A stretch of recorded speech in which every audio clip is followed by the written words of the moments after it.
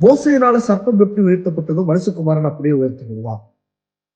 சர்ப்பம் என்பது ஒரு சாபமான விஷயத்தை குறிப்பிடுகிறது. ஆனா அந்த சர்ப்பம் ஏன் மனுஷகுமாரன் அதாவது இயேசு கிறிஸ்துவோட ஒப்பிடப்படுகிறது?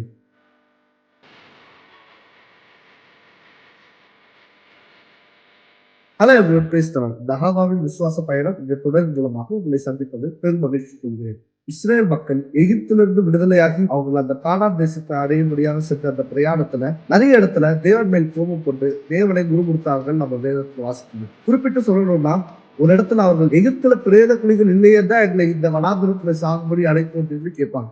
இதை தேவன் கேட்டு மிகவும் கோபம் கொண்டு அவர்கள் மேல் சர்ப்பங்களை அனுப்புவார். இருந்தாலும் தேவனுடைய மக்கள் மோசே போன்றவர்கள் தேவனை நோக்கி பார்க்காத வேலையில தேவன் ஒரு வெண்கல சத்தத்தை உண்டாக்க சொல்லி அதை உயர்த்தி சொல்லுவார். அதை பார்க்கிற யாரும் சுகம் அடைவார்கள் என்று தேவன் அவர்களுக்கு ஒரு கட்டளையை கொடுப்பார். சர்ப்பமானது ஒரு சாபமான ஒரு விஷயமாக கருதப்பட்டது. நம்ம ஆதி ஆகமத்திலே பார்க்கும்போது சர்ப்பம் தான் ஏவாளை வஞ்சித்தது என்று நாம் பார்க்கணும். சோ ஆதி முதற் கொண்டே சர்ப்பமானது ஒரு சாபமான ஒரு விஷயமாக கருதப்படும் போது ஒரு வெண்கல சர்ப்பத்தின் மூலம் தேவன் அவர்களுக்கு சுகம் கொடுப்பதை பார்க்கணும். யோவான் அவருடைய நற்செய்தியில் அவருடைய 3ஆம் அதிகாரம் 14ஆம் வசனத்துல விதமா எழுதியிருக்கிறார். சர்ப்பமானது மோசையினால் எப்படி உயர்த்தப்பட்டதோ அதே போல மனுஷகுமாரனும் நம்மை விசுவாசிக்கிற யாரும் நித்திய ஜீவன் அடையும்படிக்கு உயர்த்தப்படுவார். சர்ப்பமானது எப்படி உயர்த்தப்பட்டதோ அதே போல மனுஷகுமாரன் உயர்த்தப்படுவான் என்று இங்கே குறிப்பிடப்பட்டது.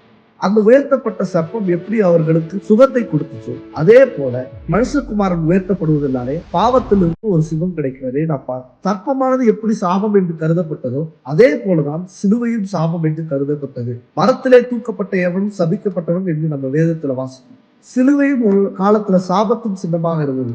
என்றைக்கு இயேசு நமக்காக தன்னுடைய ஜீவனை கொடுத்தாரோ அந்த சாபத்தின் சின்னம் பாவ மன்னிப்பின் சின்னமாக மாறியது. இதிலிருந்து காலங்கள்ல தேவனுடைய பாடு மரணங்களை அதிகமா தியானித்துக் கொண்டு வருகிறார். சிலுவையின் மேன்மையிலே அறிந்து கொண்டோம்.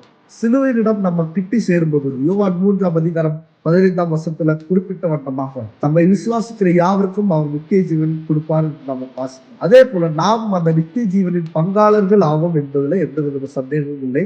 தேவன் தாமே உங்கள் அனைவரையும் ஆசீர்வதிப்பாராக. ஆமென்.